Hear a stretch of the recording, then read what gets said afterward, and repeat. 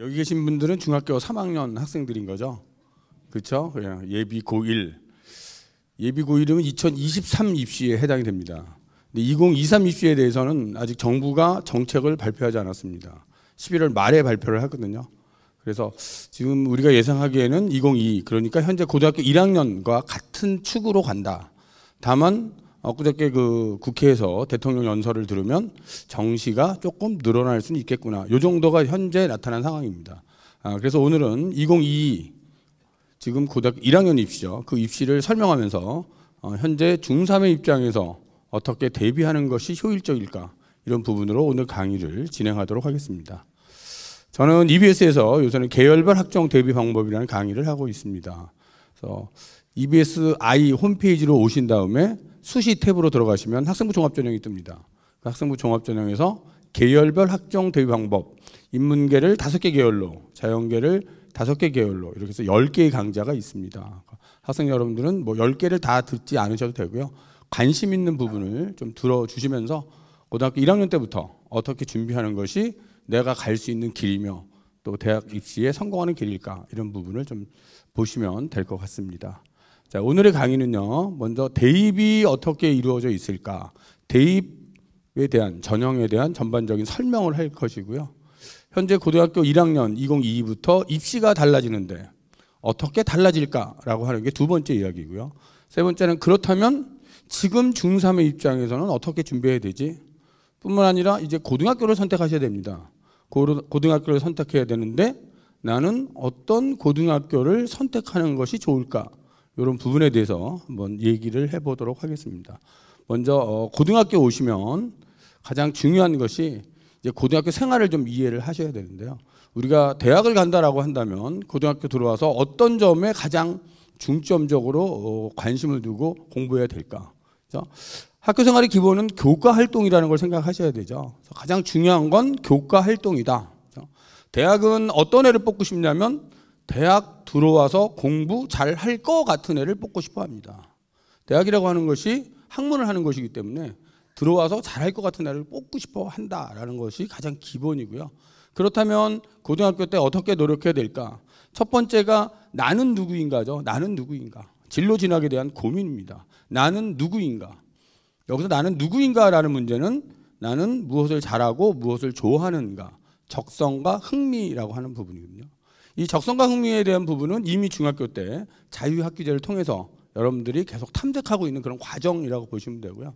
그래서 어느 정도 진로를 탐색한 상태에서 고등학교에 들어오면 다시 또 처음부터 다시 탐색을 하게 됩니다. 거의 고등학교 1년의 기간이 나는 누구인가, 나를 찾는 과정이라고 보시면 됩니다. 그래서 나는 어떤 부분에 관심이 있고 어떤 부분을 좋아한다. 그렇다면 나는 어떤 직업에 관심이 있고 대학은 어떤 학과를 간다. 이 부분이 고등학교 1학년 때 좀 결정이 되시는 게 좋겠죠. 그리고 교육과정이 2015 교육과정이 선택형 교육과정이기 때문에 자신의 진로를 찾고 학과를 찾았다면 그 다음에 나는 그렇다면 어떤 과목을 선택해야 되지. 선택 과목에 대한 고민으로 들어갑니다. 들어가고 선택 과목이 결정이 되고 학교 활동은 그러면 어떻게 해야 되지? 나는 동아리는 어떤 동아리를 들어야 하고 독서 활동은 어떻게 해야 되고 교과 수업 시간이 가장 중요한데 어떤 과목에 더 집중해야 되지? 이 부분이 생기는 거거든요. 그러니까 나는 누구인가부터 어떤 활동을 해야 되지? 그렇다면 어떤 과목을 선택해야 되지? 이런 부분입니다. 이런 부분이 고등학교에서는 가장 중요한 부분이다라고 생각하시면 돼요. 그래서 학생들이 고등학교에 들어오면서 자기 진로가 뚜렷한 애들이 있어요. 입학하면서 저는 간호사가 될 거예요. 그래서 간호사와 관련해서 어떤 과목을 들어야 되고 어떤 활동을 해야 되고 이런 것들을 찾는 아이들이 있습니다. 또 많은 아이들은 또 진로를 못 찾는 아이들도 있어요. 선생님, 저는 진로가 없어요. 제 진로를 찾아주세요. 너는 뭘 하고 싶니? 저는 공부하는 게 싫어요. 돈을 많이 버는 직업을 알려주세요. 이런 애들 많아요. 그죠? 공부는 하기 싫고 돈은 많이 벌고 싶다. 근데 돈을 많이 버는 직업이 딱 정해져 있는 게 아닌 거죠. 지금 이 현대사회에서는 어떤 직업이 돈 많이 번다 이런 것보다는 그 직업을 선택했을 때 그 부분에서 최고가 되라라고 하는 겁니다. 그 부분의 최고, 혹은 남이 하지 않는 거 나만 하는 거, 유일이죠. 유일 최고, 이런 부분이 뭐 돈도 많이 벌 수 있고 권위도 얻을 수 있는 그런 직업이다. 그래서 특별히 돈을 많이 버는 직업은 없다라고 하는 것이고요. 두 번째는 공부를 하지 않고 갈 수 있는 방법도 없다라고 하는 것을 좀 알아두셔야 될 것 같습니다. 그래서 자, 고등학교 생활이죠. 고등학교에 들어오시면 이제 시험을 보게 됩니다. 시험은 크게 두 가지 시험이 있는 거죠. 하나는 내신이라고 하는 시험입니다. 내신 성적이죠.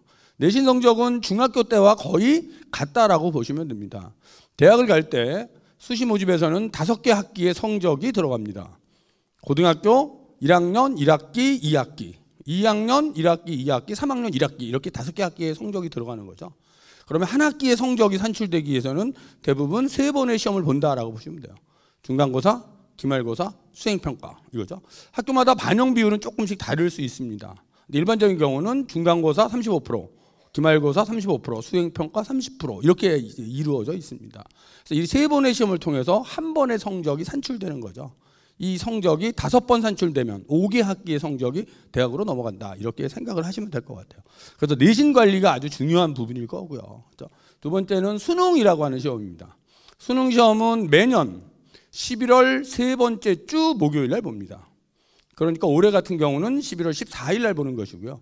내년에는 11월 19일이 될 거예요. 그러면 중3 학생인 여러분들이 가는 날은 달력을 이제 찾아보시면 돼요. 달력을 찾아보시면 2022년 11월 세 번째 주 목요일을 한번 찾아보세요. 그날이 수능 보는 날이다. 이렇게 이해를 하시면 됩니다. 수능 보는 그날 딱 하루 시험을 보게 되는데 학교에서는 수능에 대한 대비로 학력평가라는 시험을 봅니다. 학력평가. 이 학력평가는 1년에 4번 본다라고 보시면 돼요. 고등학교 1학년 오시면 3월, 6월, 9월, 11월 달에 봅니다. 고등학교 입학하면서 3월 초에 봅니다. 일단 3월 한 5일 정도에 이 학력평가라는 시험을 봅니다. 근데 학력평가는 이제 학교에서 보는 시험과는 달리 시험 시간이 좀 길죠. 길기 때문에 시험 시간에 좀 잘 맞춰서 그 시간 동안 시험을 보는 자세 이것도 중요하겠죠. 그래서 이 두 가지의 시험을 가지고 대학을 간다라고 보시면 되고요. 기타 여러 가지는 이제 선택 과목에 따라서 학교에 따라서 중간중간에 보는 뭐 그런 시험이 있을 수 있겠죠. 그리고 활동입니다. 활동. 활동은 크게 보면 3가지 활동이죠. 3가지 활동인데 가장 중요한 건 교과 활동이죠. 교과 활동. 수업 시간의 활동입니다. 수업 시간 활동. 고등학교 오시면 수업이 선생님이 강의하는 강의식 수업도 있지만 토론, 발표 이런 수업을 많이 시킵니다. 그렇죠? 토론 시키고 선생님은 아이들을 관찰하게 되죠. 그래서 아이가 발표하는 내용, 또 발표하는 태도, 발표하는 과정까지의 역할 이런 것들을 생활기록부에 기록을 하게 됩니다. 그것이 교과 세부능력 특기사항이 되는 거죠. 그래서 그 세부능력 특기사항 이것은 수업 시간에 이 아이가 어떻게 활동했을까라는 부분입니다. 가장 중요한 것은 수업 시간에 적극적으로 참여하는 거죠. 적극적으로 참여하고 선생님이 질문하면 대답도 잘하고 과제를 내주면 과제도 잘해오고 그런 아이의 교과 활동이 좋게 기록이 되겠죠. 그래서 그런 부분이 중요하다라고 하는 거고요. 그리고 창체 활동, 창체 활동은 중학교 때 활동과 같습니다. 4가지 영역이 있는 거죠. 자율활동, 자율활동, 동아리활동, 봉사활동, 진로활동. 이 창체의 기록인 거고요. 그리고 독서 활동이죠. 학생이 자신의 관심 있는 부분을 찾았다면, 예를 들어 그 부분이 나는 생물학과 갈 거야, 생명과학을 공부하고 싶어 이렇게 찾았다면 그 관심도를 본인이 책을 찾아서 읽었다든지, 뭐 실험을 통하여 뭐 참여를 했다든지 이런 거거든요. 그래서 이런 독서 활동을 통해서도 자신의 꿈을 또 탐색할 수 있다. 이 3가지 활동이 학교에서 할 수 있는 활동인 거죠. 이런 활동과 성적 이것을 가지고 대학은 평가한다라고 보시면 됩니다. 대학 입시는요 크게 둘로 나눠집니다. 하나는 수시 모집, 하나는 정시 모집 이렇게 둘로 나눠지고요. 수시 모집은 9월 달에 원서를 씁니다. 올해 같은 경우 9월 10일부터 9월 14일까지 원서를 썼죠 이미. 그러니까 여러분들은 고3이 됐을 때 9월 달에 수시 모집 9월 초에 원서를 쓰게 됩니다. 수시 모집은 6번의 응시의 기회가 있습니다. 그러니까 9월 초에 6번의 원서를 쓰시는 거예요. 이때 원서를 쓴다라고 보시면 됩니다. 원서를 쓰는데 전형이 있어요. 전형이. 교과 전형, 종합 전형, 논술 전형, 실기 이 4개의 전형이 있어요. 학생들이 대입에서 성공을 하려면 자신에게 맞는 전형을 찾아서 준비하는 거죠. 나는 어떤 전형이 맞을까? 전형을 찾는 겁니다. 첫 번째 전형이 교과 전형이죠. 교과 전형은 흔히 말하는 내신 성적으로 뽑는다라고 보시면 돼요. 내신 성적. 그러니까 내신 성적이 좋아야 원하는 대학에 갈 수 있다라고 보시면 되죠. 그런데 대학에 따라서는 수능 최저학력 기준을 설정하는 경우가 있고 수능 없이 교과로만 뽑는 경우도 있고 이렇게 2가지다라고 보시면 돼요. 수능 최저가 설정된 경우에는 수능 최저를 맞춘 아이 중에서 교과로 뽑습니다. 그러다 보니 수능 최저가 설정되어 있으면 합격선은 좀 낮아지고, 최저 없이 교과만 갖고 뽑으면 합격선은 높아진다라고 보시면 돼요. 그렇죠? 이런 지방에 있는 대부분 지방 거점 국립대학들, 예를 들면 이제 전남대 같은 경우죠. 수능 최저가 설정되어 있습니다. 그래서 수능 공부를 하면서 내신 공부를 같이 하시면 된다라고 보시면 되고요. 서울에 있는 대학 중에서 수능 최저 없이 교과만 가지고 뽑는 대표적인 대학은 한양대 같은 경우죠. 한양대는 그냥 내신만 갖고 뽑습니다. 그러면 한양대 정도 가려면 내신이 거의 1에 가까워야 되겠죠. 1에 가까워야 된다. 1.2 정도 되거든요. 1.2 정도 된다. 그러면 이제 거꾸로 어떤 학생이 내신이 다 1등급이야. 그럼 그 학생은 한양대 원서 쓰면 그냥 붙는다라고 보시면 돼요. 이게 첫 번째거든요. 교과전형. 그러면 이제 중3의 입장에서 고등학교를 선택할 때 어떤 과목을 선택할까? 어떤 고등학교를 선택할까? 고등학교 선택 문제에 있어서 본인이 학교에서 보는 시험 정도의 자신이 있다. 그러면 교과 성적 관리를 잘 할 수 있는 그런 학교를 선정하는 것도 괜찮겠죠. 그래서 그것이 교과 전형, 내신만 갖고 뽑는다라고 보시면 되고요. 그러다 보니 서울권에 있는 대학들은 내신의 합격선이 높겠죠. 대부분 서울권은 거의 1점대, 2등급 초 정도에서 이루어진다라고 보시면 돼요. 그런 부분이고요. 지방에 있는 거점 국립대들이 거의 2점대에서 이루어집니다. 2점대에서 이루어지고요. 그러니까 상당히 내신이 좀 좋아야 되겠죠. 교과 전형으로 가는 대학들은 그렇게 보시면 돼요. 그래서 보통 이제 수도권 서울 쪽을 많이 지원을 하기를 선호하기 때문에 그쪽에 있는 대학들은 거의 1점대 아니면 경기 수도권이 되면 2등급대에서 합격선이 이루어진다라고 보시면 됩니다. 그것이 교과 전형이고요. 종합 전형은 역시 내신을 반영합니다. 종합 전형도 전 과목을 다 반영을 하죠. 하지만 지원하려는 학과와 관계 있는 과목에 좀 가중치를 주는 방식이에요. 그러니까 예를 들어서 이 학생이 자연계 쪽으로 이공대를 간다 그러면 수학, 과학 과목을 잘해야 되겠죠. 인문계열로 간다 그러면 국어나 영어를 잘해야 될 것 같고요. 상경계열로 간다 그러면 영어나 수학을 잘해야 되겠죠. 이렇게 지원 모집 단위와 관계 있는 과목에 가중치를 주는 방식이고요. 내신만 갖고 뽑는 게 아니라 비교과 활동을 보면서 같이 뽑는 거죠.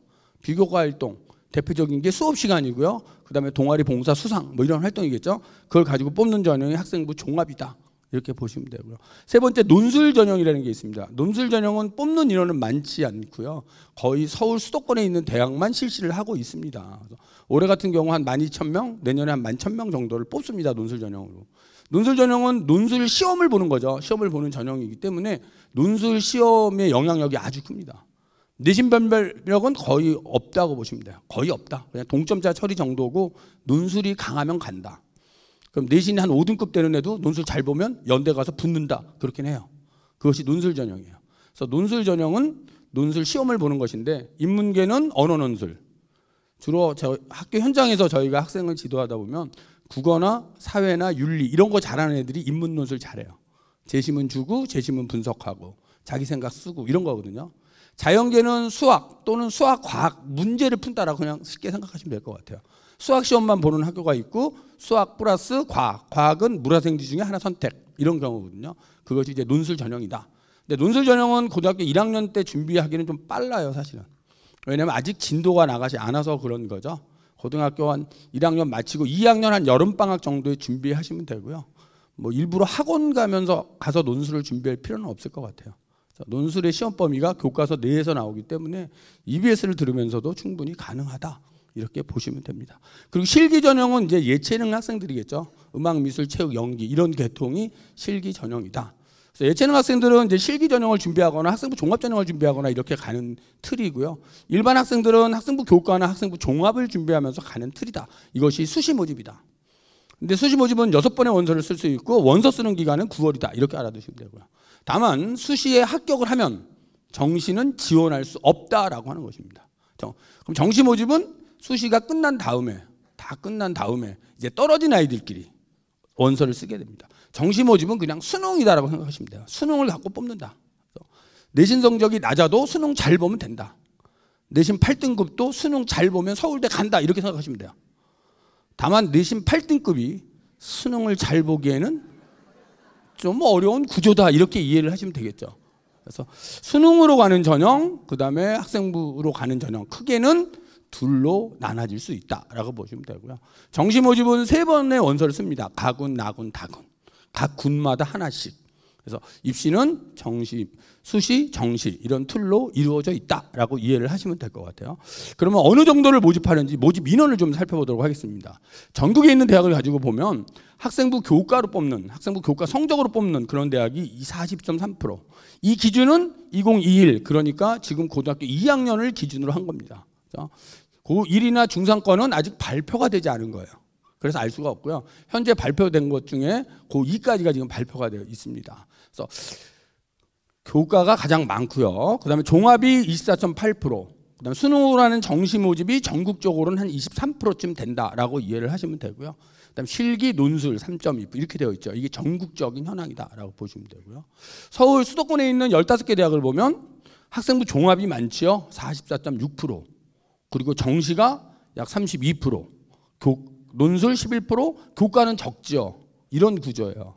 그래서 지방에 있는 대학들은 교과 전형이 많지만 서울에 있는 대학들은 종합과 정시인 거죠. 이런 축이다라고 이해를 하시면 돼요.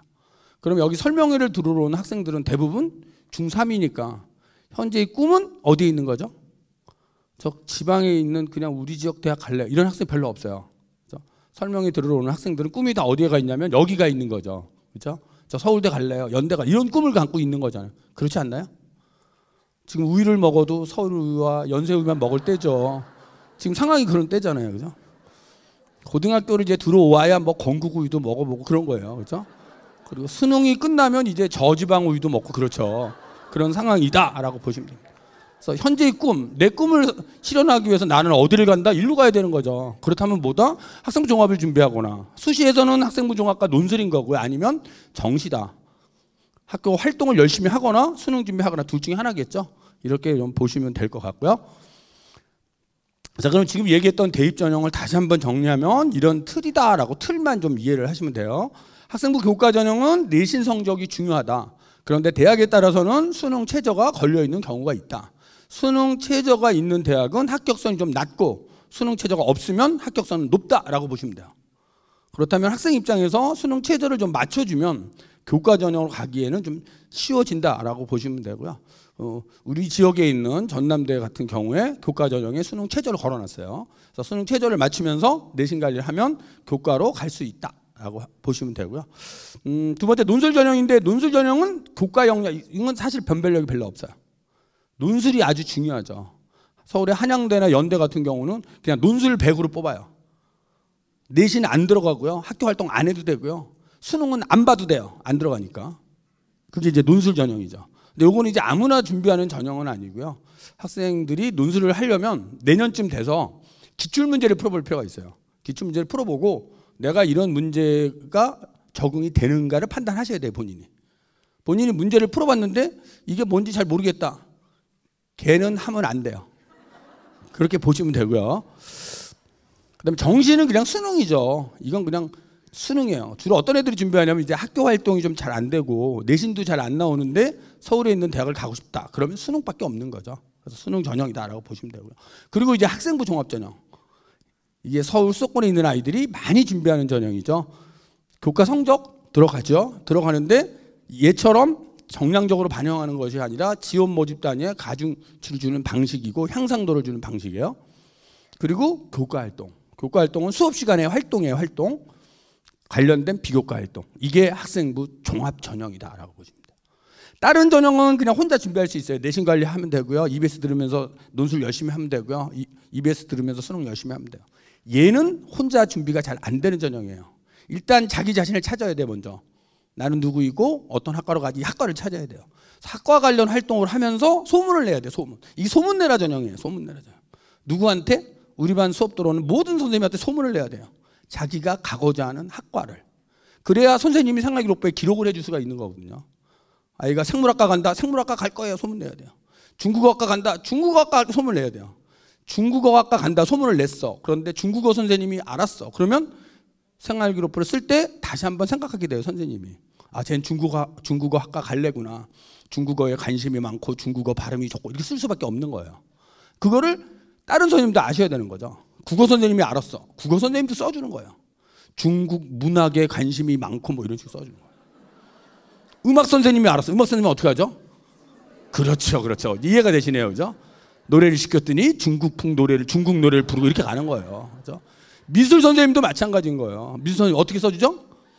예, 미술 시간에 그림을 그리게 했더니 중국풍으로 그리고 이게 나오는 거죠.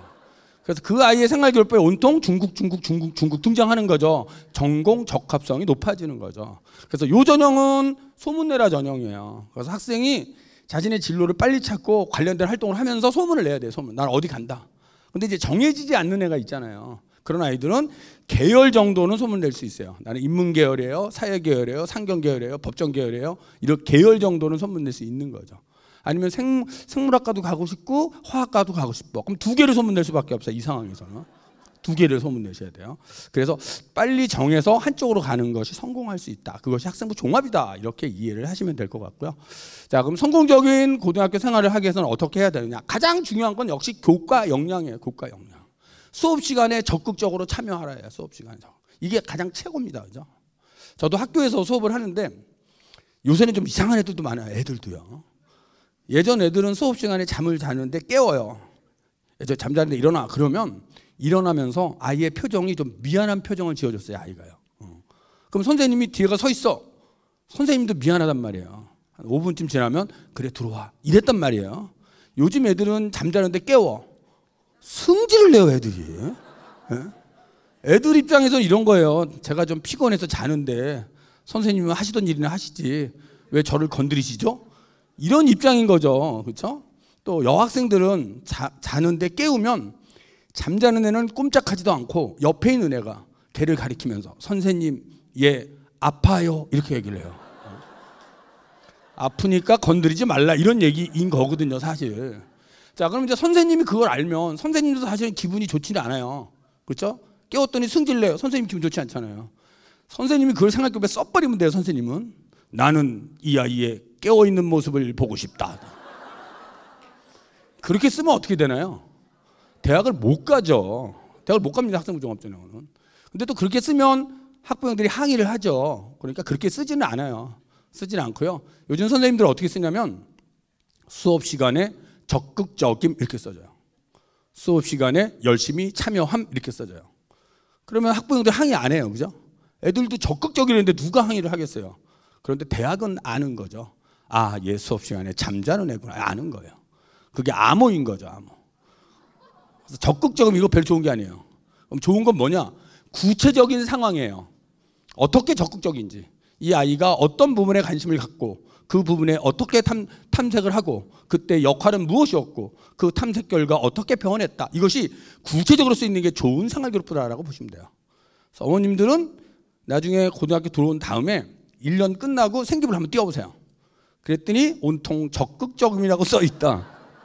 얘 뭐죠? 수업 시간에 잠자는 애구나. 이렇게 판단하시면 돼요. 그래서 가장 중요한 건 교과 역량이고요. 교과가 기본이 되면 이제 수능이 되는 거죠. 수능 최저를 맞추셔야 되고요. 그리고 여러 가지 활동을 해야 되고요. 이런 구조가 대학을 갈 수 있는 좋은 구조다라고 보시면 되고요. 그래서 대입을 위한 시험을 보면 이제 내신 성적이라고 하는 것은 거의 이제 지식의 이해라고 보시면 돼요. 지식적인 시험입니다, 사실. 그래서 중간고사, 기말고사를 보면 시험지가 상당히 많아요. 국어나 영어 보면 막 10페이지씩 주거든요. 지식에 대한 거구나 이렇게 보시면 되고요. 수능은 그러한 지식을 갖고 이해해서 적용하는 시험이다라고 보시면 되고요. 논술이라고 하는 것은 분석 종합까지 가는 시험이다 보시면 돼요. 그래서 대부분 내신과 수능 여기까지는 이제 모든 아이들이 해야 되고요. 논술에 대해서는 이제 그 논술이 맞는 애가 있고 맞지 않은 애가 있다 이렇게 이해를 해주시면 될 것 같습니다. 자, 생활기록부에 대한 건데요. 학교 생활기록부를 보면 이렇게 되어 있어요. 문학이라는 과목이 단위수가 5단이다. 5단이라고 하는 것은 주당 5시간의 수업이라고 보시면 되고요. 시험을 보면 성적이 나옵니다. 원점수. 그 학생이 취득한 점수죠. 근데 시험은 3번이라고 그랬잖아요. 중간, 기말, 수행평가. 그러니까 각각 학교는 그 퍼센트를 맞춰요. 그러니까 중간, 기말이 35%면 중간고사 시험 점수 곱하기 0.35, 기말고사 곱하기 0.35, 수행평가 30점 해서 100점 만점으로 이렇게 나타내는 거예요. 그러니까 영향력은 사실은 중간 기말보다는 수행평가가 영향력이 큰 거죠. 30%니까. 그렇게 이해를 하시면 되고요. 그다음에 평균이 있고요. 표준편작, 등급이 있고 이수자수 이렇게 되어 있어요. 학생부 교과 전형에서는 성적을 정량적으로 판단하기 때문에 요 등급만 봅니다. 등급만. 그럼 이 아이의 문학, 국어 성적은 2등급이라고 하는 거죠. 영어는 3등급, 3등급이니까 3등급이라고 하는 거죠. 그럼 국어하고 영어의 평균 등급은 뭐 2.5가 되겠죠. 근데 이제 단위수가 다르기 때문에 사실은 2.5보다는 조금 앞에 있어요. 2.4쯤 될 거예요. 그러한 성적을 가지고 뽑는 것. 그래서 어떤 대학의 합격선이 2.5라면 2.6은 떨어지는 거죠. 이게 학생부 교과 전형이다. 대부분 학교에서 인문계는 국영수사, 자연계는 국영수과를 반영합니다. 그런데 대학에 따라서는 과목당 2과목, 3과목만 반영하는 대학도 있어요. 그래서 그런 것들은 지원하는 대학의 모집 요강을 좀 잘 살펴보셔야 되고요.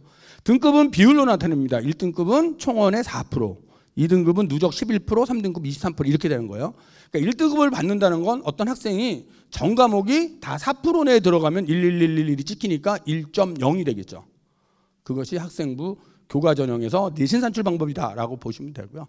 학생부 종합 전형 같은 경우에는 내신을 정성평가를 하는 거죠. 정성평가. 정성평가는 어떤 식으로 하느냐. 국어라는 과목이에요. 1학년 때 3등급, 2학년 때 2등급, 3학년 때 1등급을 했다면 평균은 2.0이 되겠죠. 2.0이지만 이 아이는 성적이 향상된 애죠. 그렇죠? 수학도 3, 3, 2니까 평균은 2.7인데 향상된 거예요. 이 학생은 전반적으로 성적이 다 올랐어요. 성적이 향상되면 대학은 학업의 의지가 강하구나 이렇게 보는 거고요. 특히 어느 성적이 좋으냐면 영어 성적이 좋잖아요.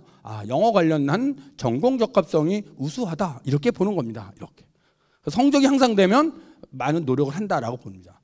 그래서 학생부 종합전형에서는 일반적으로는 성적이 좋은 애가 가장 좋은 거고요. 1등급, 2등급을 왔다 갔다 하는 애가 가장 좋은 애고 1학년 때는 못했지만 2학년, 3학년 그러니까 2학년, 3학년으로 갈수록 성적이 올라가는 애가 잘한 애죠. 대학에서는 더 뽑고 싶은 애죠. 성적이 떨어지는 애는 뽑고 싶지 않은 애죠. 그렇게 판단하시면 돼요. 대학이 싫어하는 애는 성적이 아주 좋아요. 막 거의 1.0, 1, 2밖에 없어요. 아주 성적이 좋은데 활동을 하나도 안 했어. 그런 애는 대학이 싫어해요. 그런 애는 안 뽑아요. 그렇죠? 반면에 성적이 낮아요. 성적이 막 6등급, 7등급 막 이래요. 근데 활동 많이 했어. 그런 애도 싫어해요. 그런 애도 안 뽑아요. 그렇죠? 공부를 안 하고 활동만 했어. 안 뽑아요. 안 뽑아. 그럼 어떤 애를 뽑는 거죠? 성적이 어느 정도 돼야 되죠. 되고 향상을 하면서 활동을 하네. 이런 애를 뽑는 거예요. 가끔씩 그런 애들이 있어요. 공부는 안 하고 막 활동만 하는 애도 있어요. 그래서 상담하러 오면 제가 활동 그만하고 성적을 올리자. 활동만 해갖고 뽑는 대학은 없다라고 보시면 돼요. 없다라고. 그 부분을 잘 아셔야 돼요. 학생들은 이제 활동만 하면 되는지 아는 애들이 가끔 있어요. 그죠? 그거 보시면 되고요. 자, 학교생활기록부가 넘어가는데 학교생활기록부는 지원자의 학업 능력을 평가하는 가장 중요한 서류가 되는 거죠.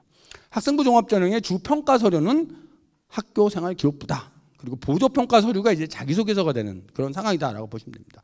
생활기록부의 모든 영역이 넘어갑니다. 가장 중요한 교과 성취도부터 교과 세부 능력 특기상, 교과 세특, 교내상, 독서왕 이런 것들이 전부 다 대학이 종합적으로 평가해서 학생을 뽑고 있다. 그래서 1단계를 서류종합평가로 그리고 2단계 면접 이런 식으로 뽑는 것이 학생부 종합전형이다라고 생각을 하시면 될 것 같습니다.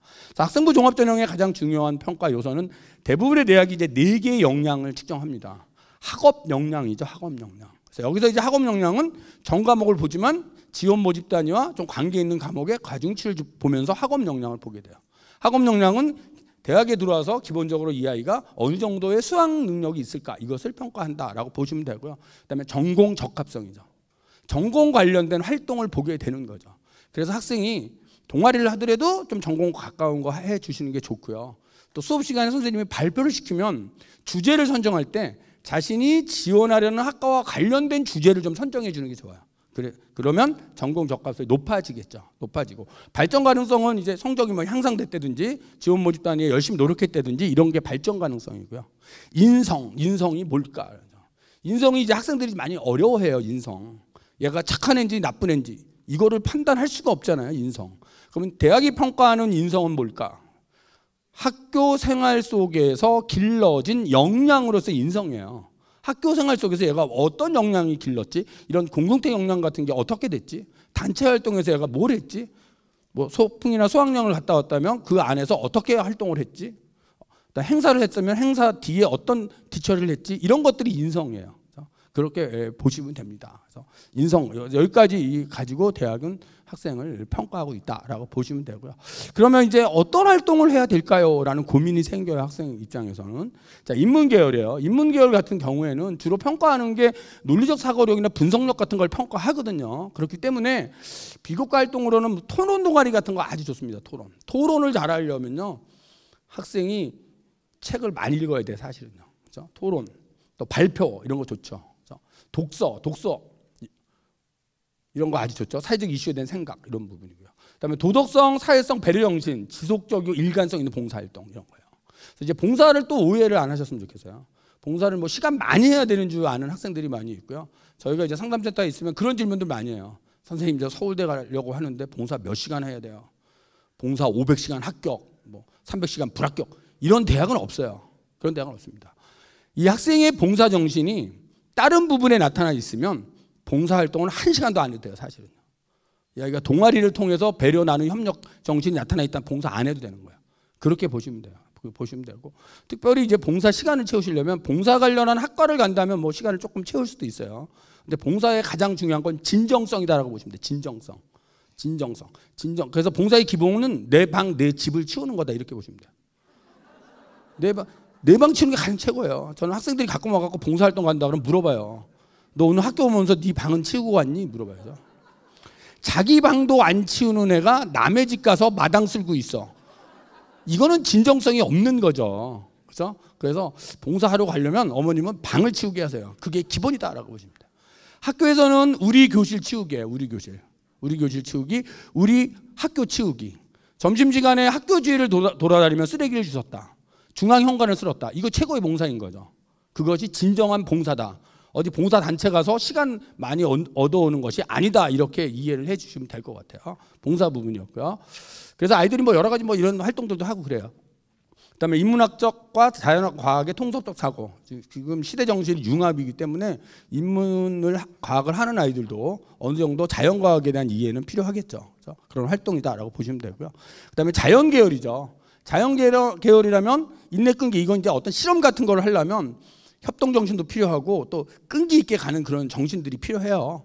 또 전공적합성 뭐 이런 건데요. 그래서 이제 주로 수학, 과학 관련한 탐구 동아리, 보고서 이런 거 좋죠. 수학과 관련 뭐 기본기 문제 해결 능력, 그죠? 수학은 논리를 측정하는 거기 때문에 모든 학문의 기본이 되는 학문이라고 볼 수 있겠죠. 그다음에 협동심, 리더십, 배려정신, 도전정신. 그래서 프로젝트 같은 걸 했다면 이 프로젝트를 왜 했는지, 프로젝트 할 때 본인의 역할은 어떤 역할이었는지, 그죠? 그런 부분들이 잘 나타날 수 있으면 좋겠다. 이것이 이제 자연계열 활동이다라고 보시면 되고요. 그러면 자연계열을 가기 위해서는 꼭 이걸 해야 되냐, 뭐 꼭 하라는 건 아니고요. 이런 것이 다른 데 나타나 있을 수도 있어요. 그렇죠? 그렇게 이해를 하시면 될 것 같고요.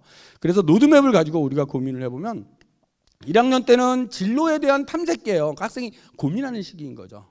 나는 누구인가부터 시작을 하는 거죠. 나는 무엇을 잘하고 무엇을 좋아하는가, 적성과 흥미를 찾는 거죠. 그리고 나는 어떤 직업을 가져야 될까, 그렇다면 무슨 학과를 가지, 이런 부분이죠. 그것이 1학년 때 만들어져야 돼요. 2학년 때는 이제 정해진 학과에 대한 준비만 하는 거죠. 3학년 때는 원서 쓰는 거고요. 이런 구조입니다. 근데 고3 때까지 못 정하는 애가 있어요. 고3 때 원서 쓸 때 선생님, 저는 어느 학과 가야 될지 모르겠어요.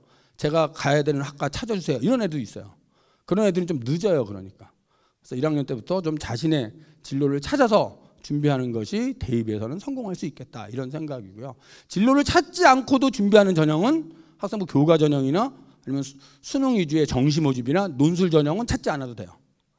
그런데 학생부 종합만큼은 진로에 대한 고민과 거기에 대한 활동으로 맞춰가야 된다라고 이해를 해주시면 될 것 같고요. 그러면 대입이 이제 어떻게 되는가? 이게 2022 작년 11월에 발표된 2022 대입 개편안이거든요. 그래서 중3 학생들은 이거와 같이 가기 때문에 2022를 가지고 좀 보도록 하겠습니다.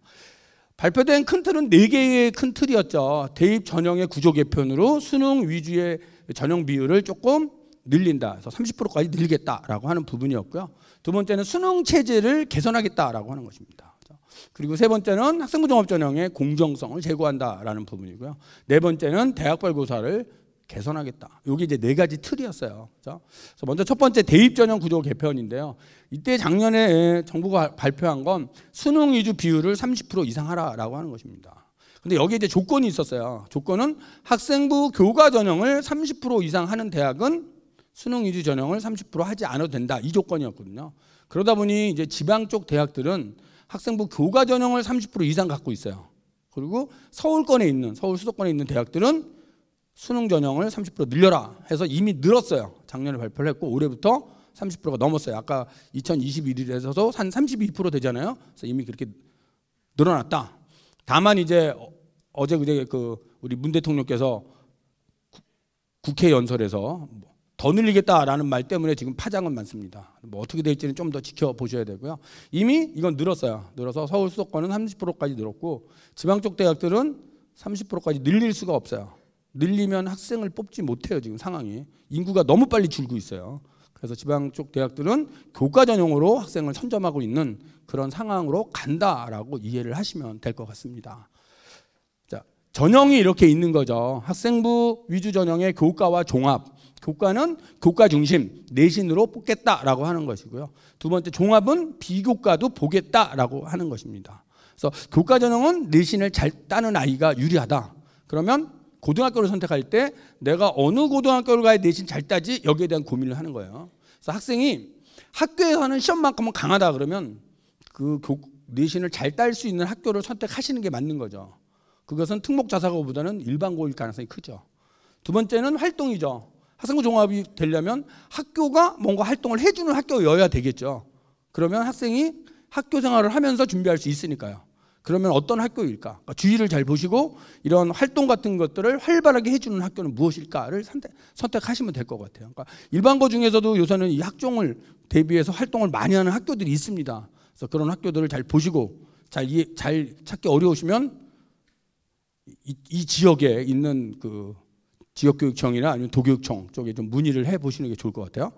그런 부분이고요. 논술은 이제 논술이란 시험을 보는 전형이에요. 그래서 요거는 아마 일반고보다는 특목자사고가 조금 더 강할 수 있어요. 논술 전형은 여기에서 주로 이루어지겠죠. 학생의 입장에서는.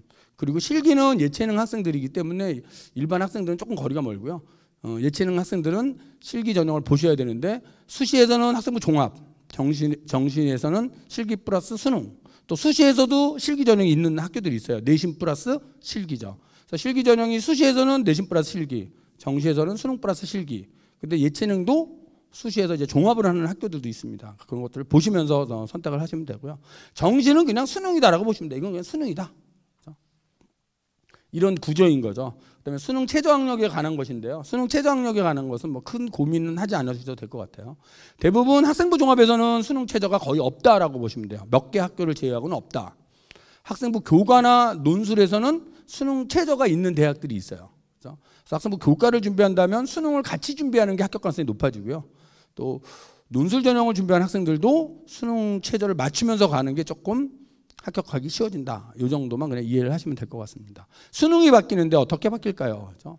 이게 현재 수능의 성적표예요.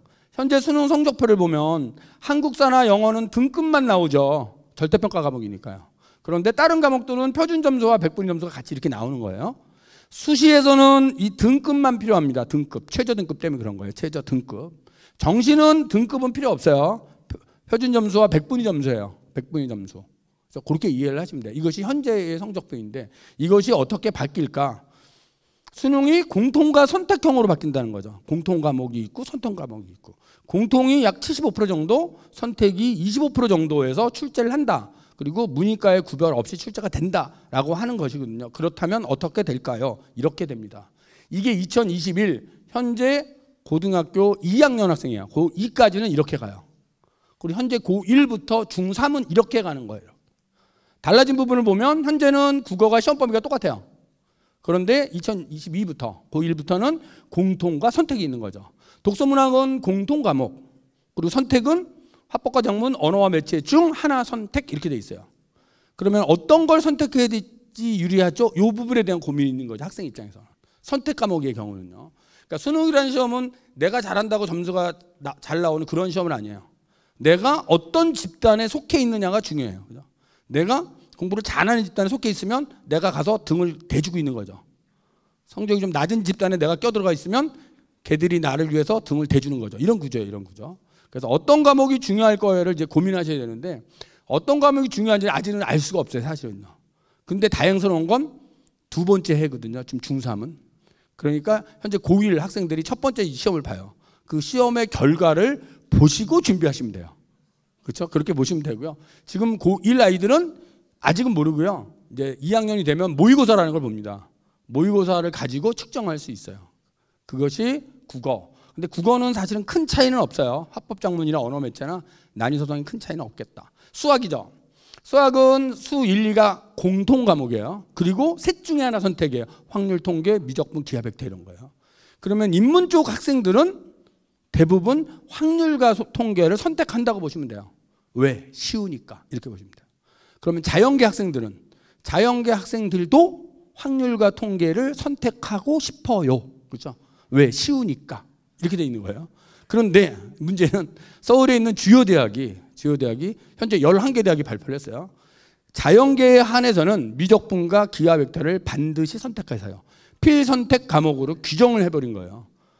여기서 이제 상위권 대학이라고 하면 뭐 서울대, 연대, 고대 이런 대학이겠죠? 그런 대학이 필선택을 했기 때문에 여러분들의 꿈이 서울우유와 연세우유를 먹고 싶다면 자연계에 한해서는 어떻게? 미적과 기하 벡터를 선택할 수밖에 없는 구조다라고 보시면 됩니다. 자, 영어하고 한국사는 거의 똑같이 가고요. 노란색으로 표시한 건 절대평가 과목이기 때문에 그렇습니다. 탐구죠. 사탐, 과탐 구별 없이 아무거나 2개 이거란 말이에요. 지금 바뀌는 게.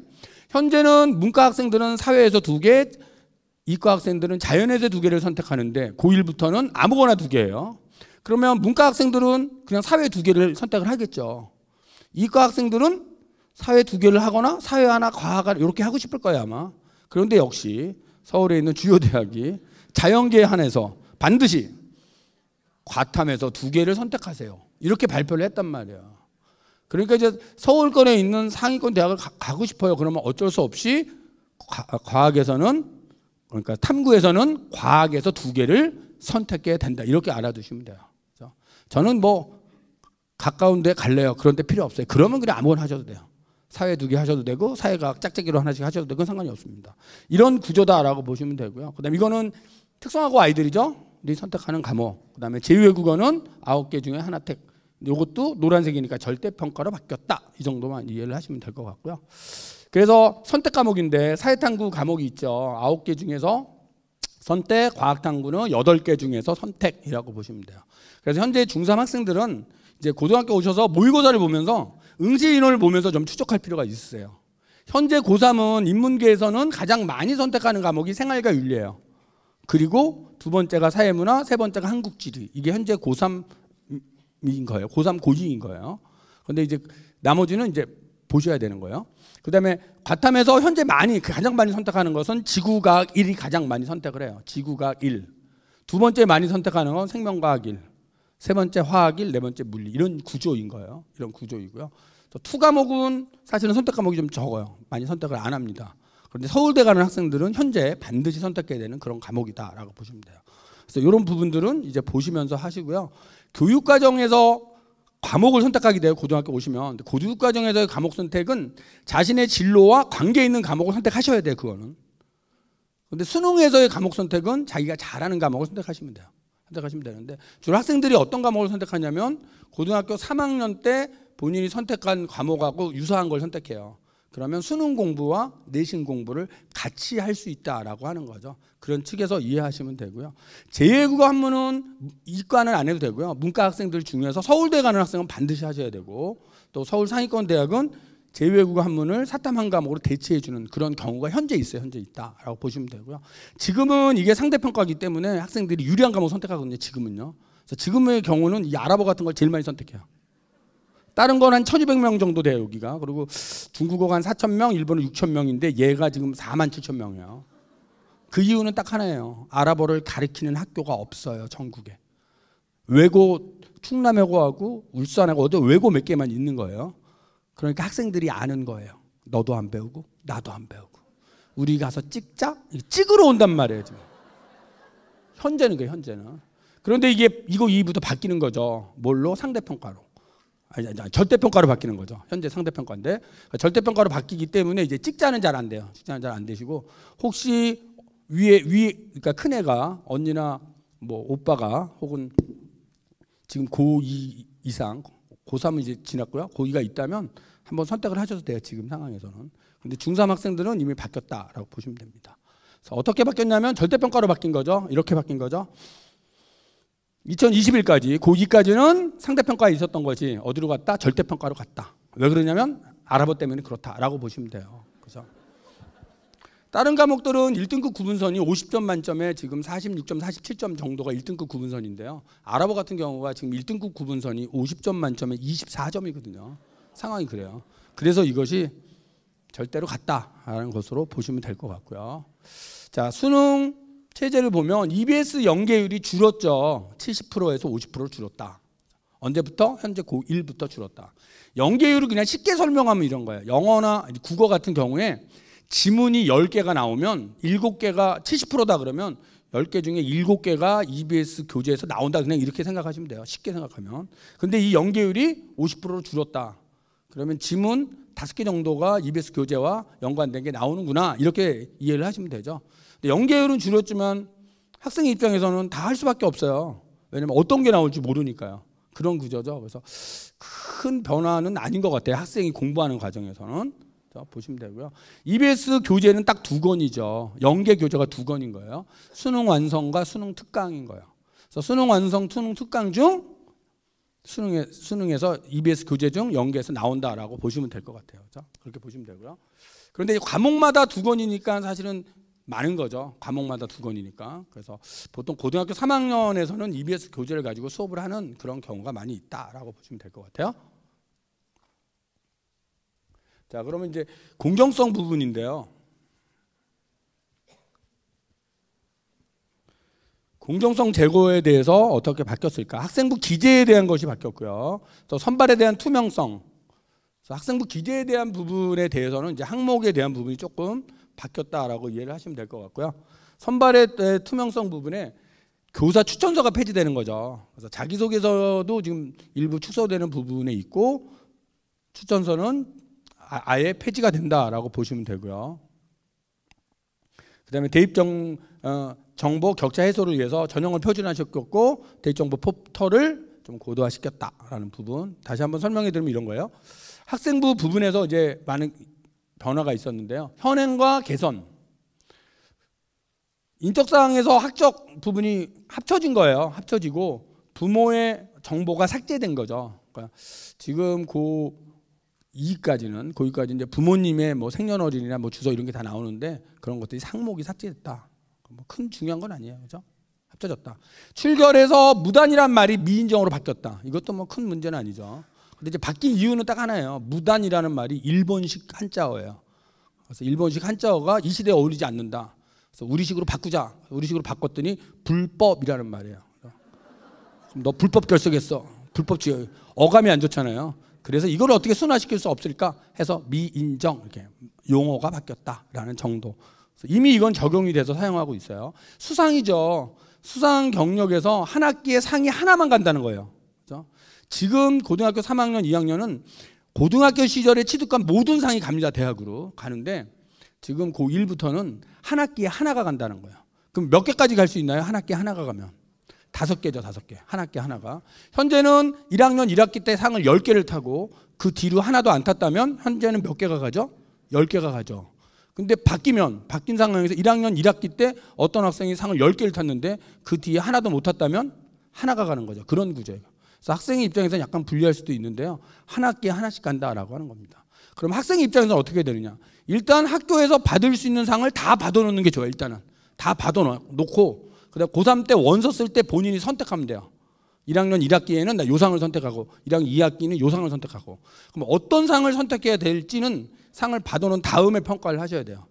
골고루 배치를 해야 되고 지원하려는 모집단위와 관계 있는 상을 찍으면서 가셔야 될 것 같아요. 그래서 일단은 상을 적극적으로 참여해서 받을 수 있는 대로 다 받아서 생기부에 기록은 다 돼요. 지금요. 기록은 되니까 다 받아보자 이렇게 생각하시면 될 것 같고요. 자격증 진로희망 뭐 이건 큰 중요한 사항은 아닌 것 같아요. 그다음에 또 한 가지 큰 변화를 보면 이제 봉사활동의 특기사항이 미기재가 됐다. 그렇죠? 봉사활동의 시간은 기재가 돼요. 시간은 그대로 기여가 되는데 특기사항란이 있었는데 그것이 이제 없어졌다. 자율동아리 부분이죠. 가입 제한 두지한테 개수 제한이죠. 학년당 1개다 이거예요. 현재는 자율동아리가 뭐 학생이 2개, 3개 다 할 수 있는데 이제 고등학교 1학년부터는 하나만 할 수 있다라고 하는 거죠. 하나만 할 수 있다. 그럼 역으로 생각하면 하나는 해야 된다는 것도 생각하셔야 돼요. 하나는 해야 된다. 자율동아리를요. 그래서 고등학교 오시면 자율동아리를 하나는 꼭 만들어서 해 주시고요. 어떤 걸 만들어야 되냐면 그건 뭐 경우에 따라서 다를 수 있는데요. 자신이 지원하려는 모집단위와 좀 관계 있는 동아리를 해줬으면 좋겠어요. 그러니까 이런 학생이 있단 말이에요. 나는 생물학과 갈 거예요. 그래갖고 생명 동아리를 가입하러 갔는데 경쟁률이 넘쳐서 선발이 안 되고 배드민턴 동아리를 갔어. 이런 애가 있단 말이에요. 그래서 저는 생명 동아리를 가야 되는데 배드민턴 동아리 이거 어떻게 된 거죠? 일단 배드민턴 동아리는 열심히 할 필요가 있어요. 대학은 배드민턴 동아리에서는 그 아이의 인성을 평가해줘요. 배드민턴 동아리에서 뭐 배려, 나눔, 협력, 화학 이런 부분을 또 리더십 이런 걸 평가를 해줘요. 그런데 생물에 관한 전공 적합성을 보여주지 못하잖아요. 그러면 자율 동아리로 생물 동아리를 만드시면 되는 거죠. 그렇게 생각을 하시면 돼요. 그리고 동아리 이름이나 이런 건 학생이 스스로 짓는 거거든요. 동아리 이름을 짓고 자기랑 비슷한 아이 4-5명을 모아서 지도교사를 선임하고 가입하는 그런 식입니다. 그것이 자율 동아리이기 때문에 좀 학생들이 좀 적극적으로 해주시면 좋고요. 현재도 적극적으로 해요, 학생들이. 근데 이제 학교에 제가 있다 보니까 여학생들이 적극적이에요. 여학생들은 악착같이 만들어요. 어떻게든지 만들어. 예? 어떻게 만들고 또 선생님 맡아주세요. 막 어떻게 막 선생님한테 뭐 아양도 떨고 막 협박도 하고 막 그래서 만들어 아무튼. 남학생들은 조금 덤덤해요. 한번 해볼까? 선생님, 에이 관두지. 뭐 이런 식이에요, 아이들이. 그래서 좀 적극적으로 자율동아리를 만들었으면 좋겠다라는 거고요. 소논문 뭐 이런 건 없어졌으니까 됐고요. 이런 부분이에요. 그다음에 이런 생활기록부 같은 것은 보통 학교에서 연말에 선생님들이 다 정리를 하고 2월 달에 한번 열람을 시켜요. 학생들한테. 혹시 누락이 됐거나 오탈자가 있으면 한번 얘기해 달라고 누락을 시키거든요. 학생들한테 공개를 해요. 그러면 여학생들은 사실 적극적이에요. 살펴보고 뭐가 빠졌는지 찾아와서 선생님 이게 빠졌네요. 이 활동을 했는데 이게 없어요. 이렇게 해서 자기 것을 확인하고 적극적인 자세를 취해요. 근데 남학생들은 자기가 뭘 했는지도 잘 몰라요. 그렇죠? 뭘 했는지 안 해, 이걸 몰라요. 그래서 열람을 하면 좀 적극적으로 관심을 가지시고 오탈자가 있으면 고치셔야 돼요. 그렇죠? 왜냐하면 이게 해가 바뀌어서 그 다음 해가 되면 생기부는 못 고치게 돼 있어요. 그러니까 그런 부분에 좀 관심을 가져달라. 이런 말씀을 드리고 싶고요. 그래서 그다음에 기재 부분에서 이제 분량이 감축된 거죠. 글자 수가 줄은 거예요. 그리고 어떤 자료가 넘어가냐면 모든 자료가 다 넘어갑니다. 대학으로 넘어가는 자료는 모든 자료가 3학년 1학기 때까지가 다 대학으로 간다. 다만 종합의견은 2학년 때 것까지만 간다는 거죠. 2학년 때까지만 간다. 요거를 이제 꼭 알아두셔야 되는데요. 왜냐하면 다른 거는 기재가 좀 불충분하면 3학년 올라가서 수정하거나 첨가할 수 있는데 종합의견은 3학년 때 기록 자체가 안 돼요. 안 되기 때문에 잘못 기록됐거나 좀 부족하게 기록됐으면 보완할 수가 없어요.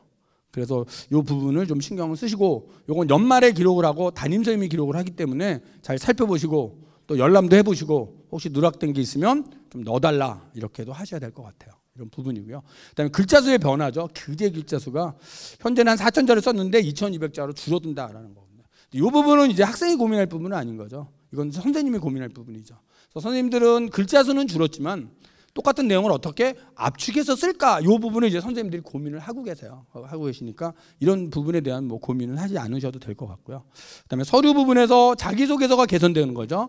그리고 교사 추천서는 고1부터는 아예 폐지가 된다. 이렇게 보시면 돼요. 폐지가 되고 자소서는 개선된다. 개선된다는 건 뭐냐? 항목이 줄어들어요. 현재는 4개의 문항이 있습니다. 대교육 공통문항 3번, 세문항, 대학 자율문항 하나에서 4개였는데 고1부터는 3개 문항으로 하나가 줄어요. 그래서 어떻게 주냐면 1번과 2번이 합쳐진다라고 보시면 돼요. 합쳐지고 그리고 4번이 3번으로 가고 글자 수도 준다라는 거죠. 그래서 글자 수는 줄지만 뭐 없어지는 건 아니기 때문에 학생들이 이제는 좀 더 내용을 압축해서 쓸 필요가 있는 거죠. 1번이 학업 역량, 2번이 전공 적합성이거든요. 그래서 지금은 자신이 공부한 학업 역량을 1번에 전공을 2번에 썼는데 이게 합쳐지기 때문에 자신이 활동한 거나 아니면 지원 모집단위 관련한 공부한 걸 1, 2번에 압축해서 써야 된다. 그래서 자소서를 잘 쓴다는 건 뭐냐? 자신이 지원하려는 학과 관련 내용으로 꾸민다는 거 그거 하나만 꼭 기억해 주세요. 1번 공부 학업인데 이 학생이 경영학과 가는 애야. 그럼 뭘 쓰셔야 되냐면 나 경영학 공부 어떻게 했어요? 나 경영학 관련 활동 어떻게 했어요? 이걸 쓰셔야 되는 거예요. 학생들이 국어 공부 어떻게 했어요? 영어 공부 어떻게 했어요? 이런 거 자꾸 쓰거든요. 근데 그건 상관이 없어요. 그렇죠? 또 공부 방법 같은 것도 사대 가는 애는 써도 되는데 사대 가지 않는 애는 쓸 필요가 없어요. 그래서 하나만 기억해 주세요. 자신이 지원하려는 모집 단위 관련된 내용으로 쓴다라고 알아두시고요. 근데 지금은 또 기억이 잘 안 나잖아요. 고3 때 돼서 또 어떻게 써야 되지? 해서 궁금하시면 그냥 EBS로 오세요. EBS 오시면 자소서 특강이 아주 잘 나와 있습니다. 그래서 그걸 보면서도 준비할 수 있겠다 이런 말씀을 드리고요. 평가의 공정성, 그래서 평가 기준 및 선발 결과를 공개하라. 어디에? 대학 알림이에 공개하라 이렇게 되어 있습니다. 그래서 입시가 끝나면 대학 알림이에 공개가 되거든요. 그래서 올해부터 이제 공개가 되기 때문에 올해 공개하는 부분을 보시면 될 것 같아요. 그래서 지역별로 어떻게 몇 프로 정도가 합격을 했는지, 또 학교 유형별로 일반고, 특목고, 자사고가 어떻게 됐는지 이런 부분들이 대학 알림이에 공개가 된다라고 보시면 될 것 같고요. 대입정보 격차 해소로 대입정보 포털 기능을 강화했다. 대입정보 포털이요. 이 포털의 이름이 어디가예요. 어디가. 대학 입시에서 궁금하시면 어디가. 다음이나 네이버에 오셔갖고 어디가라고 치시면 돼요. 그래서 어디가라고 치시면 두 개가 떠요. 하나는 아빠 어디가, 또 하나는 대학 어디가 이렇게 뜨거든요. 둘 중에 뭐죠? 대학 어디가죠. 대학 어디가에 들어오시면 진로정보, 대입 전형 정보, 상담까지도 할 수 있는 사이트이고 교육부에서 운영하는 사이트이기 때문에 이걸 좀 많이 활용했으면 좋겠다 이런 말씀도 드리고요. 자, 대학별 고사가 개선이 되는데요. 대학별 고사 그러면 이제 면접 구술 이런 고사인데 브라인드 면접이 도입이 된다. 이미 도입이 됐습니다. 작년부터 브라인드 면접을 하고 있어요. 그래서 면접 보는 대학이 사복을 입고 오게 하거나 아니면 가운을 주거나 이렇게 해서 브라인드 처리를 이미 하고 있다라고 보시면 될 것 같고요. 그다음에 지필고사에서 적성고사라고 하는 시험은 이제 고등학교 2학년을 끝으로 사라지고요. 논술은 사라지지는 않을 것 같아요. 인원은 조금 줄어들긴 하겠지만 이렇게 보시면 됩니다. 그래서 이게 현재는 논술로 뽑는 대학들이에요. 서울에 22개 대학, 인천에 인하대가 있고요. 경기 8개 대학, 강원도, 연대, 원주, 충청도 뭐 이런 식으로 주로 수도권 쪽에 몰려 있죠. 논술을 하는 대학들이. 그래서 이런 대학들이 논술을 없애지는 않을 것 같고요. 모집 인원은 좀 줄어들 수 있다. 근데 현재 중3에서 준비하기는 어려워요. 고등학교 1학년도 어려워요. 고등학교 2학년쯤 돼야 될 것 같아요. 2학년 초, 2학년 여름방학 이쯤에 좀 살펴보시면 될 것 같고요. 고1 때도 조금 어려운 건 아직 진도가 안 나가서 그래요. 그런 부분으로 이해를 하시면 될 것 같고요. 적성고사 이건 이제 없어져요. 없어진 전형이니까 뭐 큰 관심을 갖지 않으셔도 될 것 같고요. 자, 그러면 어떻게 준비할까요? 어떻게 준비할까요? 2015 교육과정, 이것은 개정 교육과정은 선택형 교육과정이에요. 자신이 진로를 결정하고 진로에 맞는 과목을 선택하는 그것이 취지입니다. 그래서 학생의 잠재력, 적성과 진로를 위한 것이다. 그래서 학생 입장에서는 자신의 적성과 희망을 잘 살펴보시고 진로를 찾아서 거기에 맞는 준비를 해야 된다라고 하는 겁니다. 대입 전형은 이런 식으로 간다라는 거죠. 먼저 대입 정책이 중3 11월 말에 발표를 합니다. 지금이 10월이죠. 11월 다음 달에 이제 발표를 합니다. 그래서 여기 발표를 하는데 우리 문 대통령의 국정연설이 있었기 때문에 아마 그런 영향을 받지 않을까 현재 이렇게 예상이 됩니다. 그래서 여기 계시는 중3 학생 학부형들은 이걸 꼭 보셔야 돼요. 일단 정책의 흐름이 어떻게 갈까. 아마 큰 틀의 입시가 바뀌지는 않을 것 같고요. 선발 비율 정도는 조금 바뀔 수도 있겠다라고 지금 생각이 된다라는 거고요. 그다음에 고등학교 올라오시면 고등학교 1학년 8월 말에 기본 사항을 보셔야 돼요. 기본 사항. 대교육 홈페이지 뜹니다. 8월 말 보통 9월 1일자 보도 자료 나와요. 요 기본 사항은 대입이 어떻게 선발되는지, 그러니까 예를 들면 수시 모집에 몇 개의 전형이 있고 전형 요소는 어떤 전형 요소를 사용할 수 있고 수능 최저는 어떻게 할 수 있고 이런 말 그대로 기본적인 사항을 얘기한 게 기본 사항이에요. 기본 사항. 이 기본 사항이 고1 8월 달에 발표가 되면 대학은 그 기본 사항을 보고 자기 대학의 입시를 만들어요. 그게 시행 계획입니다. 고등학교 2학년 4월 말에 나오는 거죠. 각 대학이 자기 예를 들어 전남대면 전남대가 경영학과를 학생부 교과 전형으로 몇 명을 뽑을 때 전형 요소는 어떻게 되고 수능 최저는 어떻게 걸고 종합 전형은 몇 프로를 뽑고 학과마다 몇 명을 뽑고 이렇게 세세하게 나오는 게 시행계획이에요. 시행계획. 그래서 시행계획이 발표되면 입시는 다 발표된 거예요. 대학은 시행계획에서 발표한 걸 고칠 수 없게 돼 있어요. 그걸 꼭 그래서 시행계획이 나오면 다 발표된 거다. 그것이 고등학교 2학년 때도 나옵니다. 실제로 몇 년 전에 강원도에 있는 모 대학이 의대에서 학생을 모집하면서 정시를 내신 100으로 뽑겠다 이렇게 발표한 적이 있었어요. 정시인데 수능 100으로 뽑아야 되는데 내신 100으로 잘못 쓴 거죠. 그런데 그 대학은 내신 100으로 뽑을 수밖에 없었어요. 그게 시행계획이에요. 시행계획. 그래서 시행계획이 발표되면 입시는 다 발표됐다라고 보시면 되고요. 대부분 입시 설명회는 이 시행계획을 가지고 입시 설명을 한다라고 생각을 하시면 됩니다. 그럼 여기 있는 중3 학생들은 아직 발표가 안 된 거예요, 사실은. 그래서 이 11월 말을 좀 보시면 될 것 같고요. 오늘 설명회는 이제 작년도 걸 갖고 할 수밖에 없다. 지금 입장에서는. 다만 큰 틀의 변화는 없다라고 그냥 이해를 하시면 될 것 같아요. 그래서 고등학교 들어오시면 1학년 때 이제 교육 과정이 있죠. 이 교육 과정이 선택형이란 말이에요. 문이과 구별 없이. 그리고 생활기록부에 여러 가지 활동들이 쓰이고요. 그다음에 수능은 상대평가와 적대평가가 적절히 되어 있는 이 세 가지 꼭지. 교육과정에 따라서 학교생활이 이루어지고 그것이 생활기록부에 기록이 되고 또 수능시험을 보고 이걸 가지고 대학은 전형 요소로서 학생을 선발하고 있다라고 이해를 하시면 될 것 같고요. 그래서 현재 예상되고 있는 걸 보면 아마 수능으로 뽑는 전형이 조금 늘지 않을까. 현재 우리가 이렇게 예상할 수 있고요. 좀 늘겠죠? 그러면 뭐가 줄까요? 논술이나 실기 쪽이 좀 줄지 않을까? 이렇게 볼 것 같아요. 교과는 좀 비슷할 것 같고요. 현재 이런 것으로 우리가 좀 예상을 할 수 있다라고 하는 거고요. 좀 더 자세한 건 11월 달에 발표되는 정책을 좀 보셔야 될 것 같다라는 말씀을 드리고요. 학교 생활의 기본은 뭐니 해도 교과 역량이죠.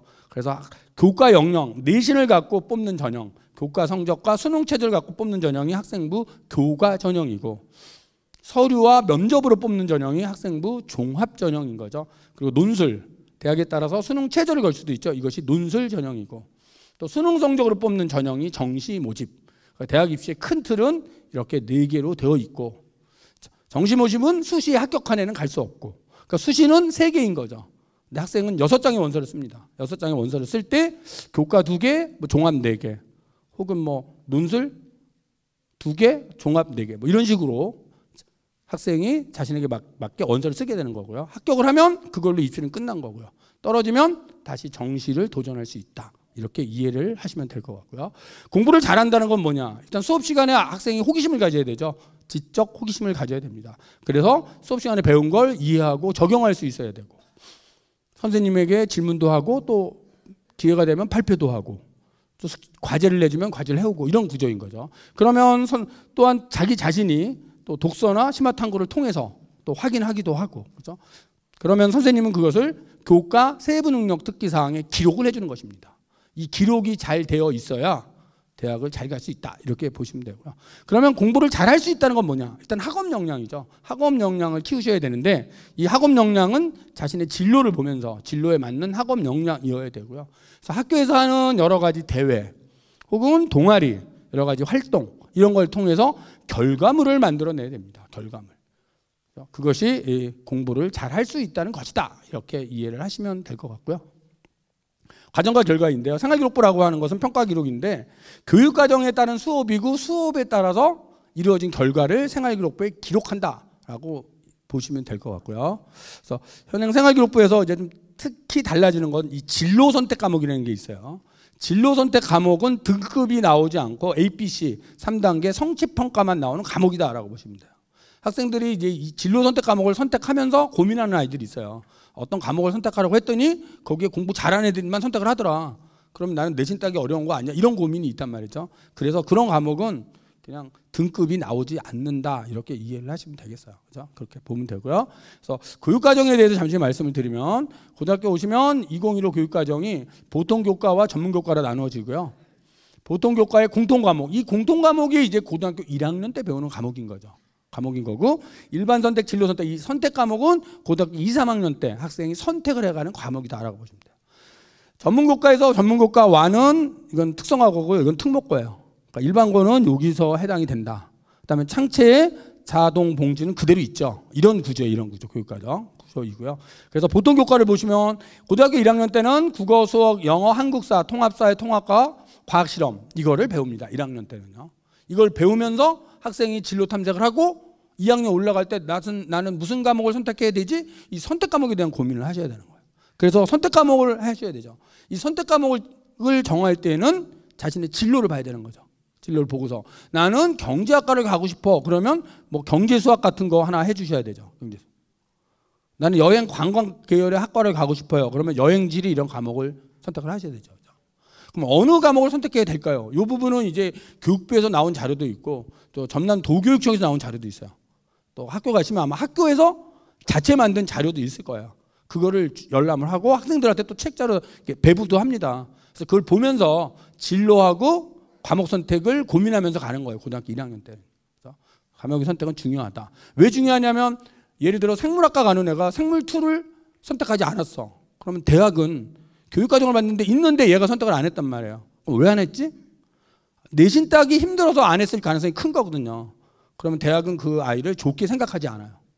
과목이 내신 따기는 좀 어렵더라도 자신의 진로 관련된 과목을 선택해 줘야 대학은 그 아이를 좀 좋은 방법으로 평가하게 된다라고 보시면 돼요.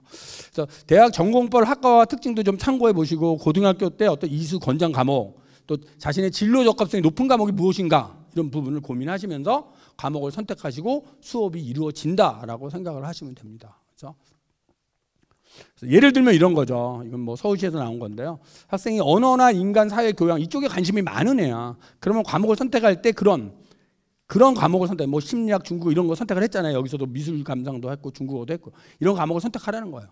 자연현상이나 기초과학에 관심이 많아. 그러면 물리나 화학, 생명과학 이런 걸 선택을 해야 되겠죠. 화투, 생투 이런 걸 선택을 해야 되겠죠. 그래서 진로를 보면서 진로에 맞는 과목을 선택을 해줘야 대학이 이 아이가 자신의 진로를 고민하고 관련된 과목의 수업을 하는구나라고 평가를 해주는 거죠. 하지 않으면, 듣지 않으면 평가를 안 해주는 거예요. 예를 들어 뭐 의대를 가고 싶어. 그런데 생명2를 듣지 않고 지구과학2를 들었어. 그럼 대학이 생각하는 거예요. 얘는 왜 생명2를 듣지 않았지? 그러면 의심이 되는 거죠. 그 이유는 내신을 잘 따려고 그랬구나. 그럼 좋게 평가하지 않는다라고 보시면 돼요. 그렇게 보시면 되고요. 그래서 4, 5월 달에 선택 과목 조사를 합니다. 일단 조사를 하고요. 선택 과목에 따라서 뭐 수업 배치도 해보고 또 상담해요. 수강 신청 받고 그다음에 또 고칠 수 있어요. 보통 10월 정도가 되면 다 확정이 돼요. 제가 근무하는 학교를 보니까 선택하고 아이들이 고민도 많이 해요. 9월 달에 오면 주로 이제 상담하는 오는 아이들을 보면 다 이런 거예요. 선생님 저는 무슨 학과를 가고 싶은데 어떤 과목을 선택해야 돼요. 이런 아이들이 참 많아요.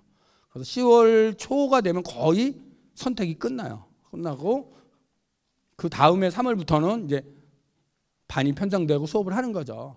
그래서 이게 이제 거의 10월 초에 끝나는데 그렇기 때문에 학생이 학기 초부터 고민을 하면서 적어도 1학기 내에서는 고민할 수 있어요. 그러니까 중학교 때 결정을 하고 고등학교 오지만 고등학교에서 다시 한번 고민해보고 중학교 때 생각대로 가는 애도 있고 또 바뀐 애도 있거든요. 그러니까 이런 부분을 좀 고민하면서 선택을 하시면 좋겠다고 말씀을 드리고 싶고요. 그래서 가장 중요한 건 자기 이해예요. 학생이. 자기를 자기가 이해해야 되죠. 내가 나를 모르는데 누가 나를 알겠어요. 자기 이해죠. 내가 좋아하는 게 뭐고 잘하는 게 뭐지? 자기 자신을 먼저 이해를 하셔야 됩니다. 그리고 두 번째는 그럼 나는 어떤 직업을 하지? 이 직업에 대한 고민을 해야 되죠. 미래 직업 사회는 어떻게 바뀌고 나는 무엇을 해야 되지? 그렇다면 나는 어느 학과를 가야 되지? 학과죠. 이제 세 번째는 학과. 학과가 결정됐으면 그럼 나는 어떤 과목을 선택하고 동아리는 뭘 하고 책은 뭘 읽고 활동을 뭐 하지? 이렇게 되는 거거든요. 그래서 가장 기본은 나의 이해부터 시작이 된다. 나는 누군가에 대한 고민입니다. 그래서 중학교 때 이미 자유학기제를 통해서 많이 고민을 해오셨고 그런 고민을 통해서 정해졌으면 그대로 가시면 되고 고등학교 들어와서 다시 한번 탐색해 보시고 또 생각이 바뀔 수도 있어요. 바뀌더라도 고1 때는 결정을 하시고 그대로 가셔야 된다라는 말씀을 드리고 싶고요. 그래서 이제 이런 책들이 있어요. 이게 이제 안내 책자예요. 이건 교육부에서 나온 안내 책자인데요. 교육부에서 나온 가이드북이라는 책이에요. 그래서 이 책을 넘겨보면 이제 의학 계열 보니까 대학에서 배우는 과목은 뭐고 이런 게 있어요. 그래서 대학이 이런 과목을 배우려면 고등학교에서는 어떤 과목을 배워야 되나 이런 것들이 나온 책자다라고 보시면 되고요. 또 직접 대학 홈페이지에 들어가도 돼요. 이건 이제 서울대학교를 들어간 건데요. 대학 홈페이지에 들어가서 자신이 원하는 학과를 찾아서 그 학과는 커리큘럼이 어떻게 되어 있고 뭘 배우고 졸업 후에 어디로 가고 이런 것들을 또 볼 수 있고요. 또 도교육청에서 나오는 안내 책자가 아마 잘 나와 있을 것으로 봅니다. 그런 책자를 확인하셔도 될 것 같고요. 여기는 이제 제가 아까 말씀드렸던 대입 정보 포털 어디 가거든요. 어디가 하면이야. 어디가 하면. 여기 4가지 꼭지가 있어요. 진로 정보, 학과 정보, 성적 분석, 대입 상담이 있거든요. 진로 정보에서 진로를 찾아요. 학생들이 상담을 하러 와요. 선생님, 저는요 임상병리사가 되고 싶은데요. 임상병리사가 하는 일이 뭐죠? 이런 애들이 있어요. 여기다 치시면 돼요. 키워드 검색에 임상병리사라고 치면 임상병리사가 하는 일, 임상병리사가 되기 위해 가야 되는 학과, 평균 연봉, 미래 전망 다 떠요. 여기요. 어떤 애들은 또 찾아와서 물어봐요. 선생님, 저는 그 중학교 교사가 되고 싶은데요. 선생님은 월급 얼마나 받아요? 이거 민망하잖아요, 말하기요. 물어볼 필요가 없어요. 여기다 치시면 돼요. 중등교사 쳐버리면 돼요. 그러면 평균 연봉 뜹니다. 그걸 보셔도 되고요. 그다음에 대학 학과 전망. 내가 이제 학과를 정했어. 나는 간호학과야. 간호학과는 어느 대학에 있지? 일로 오셔갖고 검색창에 간호학과라고 치시면 전국에 간호학과가 있는 대학이 다 떠요. 그런 구조. 그다음에 성적 분석란이 있어요. 성적 분석에 성적 입력하시면 돼요. 성적을 입력을 했어요. 자기 성적을 입력하고 예를 들어 전남대 경영학과를 치면 전남대 식으로 내 성적을 변환해서 보여줘요. 전남대 식으로 내 성적이 2.5. 그다음에 합격선이 나와요. 전남대 경영학과의 작년도 합격선이 예를 들어서 뭐 2.3, 나는 2.5. 그럼 내가 0.2가 부족하네. 이거를 여기서 볼 수 있어요. 그다음에 그 성적은 대학이 올리는 거예요. 대학이. 그걸 볼 수 있고요. 그다음에 상담 누르시고 상담을 하실 수도 있고요. 이런 구조이고요.